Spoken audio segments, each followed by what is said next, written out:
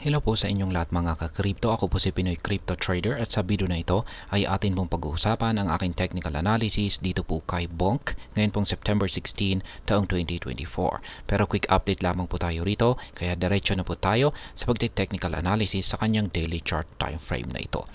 At ayan pa rin po yung aking nananatili na technical analysis dito kay Bonk kung saan ay ayan po nitong mga nakalipas na araw ay patuloy po siya na nagko-consolidate or nagsa-sideways lamang po yung kanyang galaw.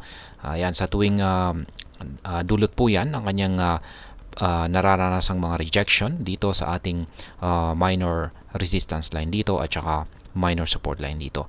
Habang nagpapatuloy po siyang nakakaranas ng mga rejections sa ating mga support at saka resistance line dito, ay patuloy po siyang makakaranas ng consolidation.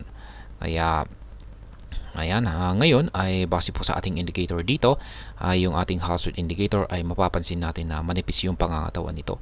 Ibig pong sabihin ay wala pong sapat na volatility itong si Bonk. At ganun din po yung ating mga QQE, yung ating QQE mode indicator dito. Mapapansin natin na halos nitong nakalipas po na September 12 hanggang September 15 ay walang nabuo na QQE bars. At kahapon ay meron pong isang nabuo pero maliit ang sukat nito at saka kulay gray pa. Ibig pong sabihin yan ay matamlay or sobrang tamlay ang market ni Bonk.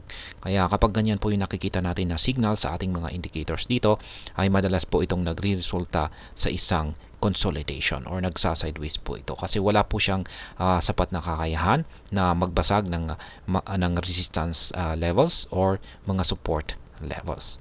Kaya ayan po ulit ang aking technical analysis dito kay Bonk.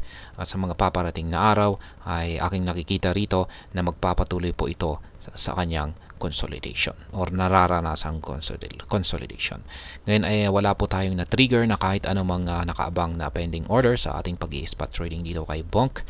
Kaya ayan, sa mga bago lamang po dito ay check na lamang po ninyo ang description ng video na ito para malaman kung anong platform at mga indicators ang ginagamit ko dito. At hanggang dito na lamang po tayo sa video na ito mga ka-crypto. Marami pong salamat sa panonood. Ingat po tayo lagi at God bless po sa ating lahat.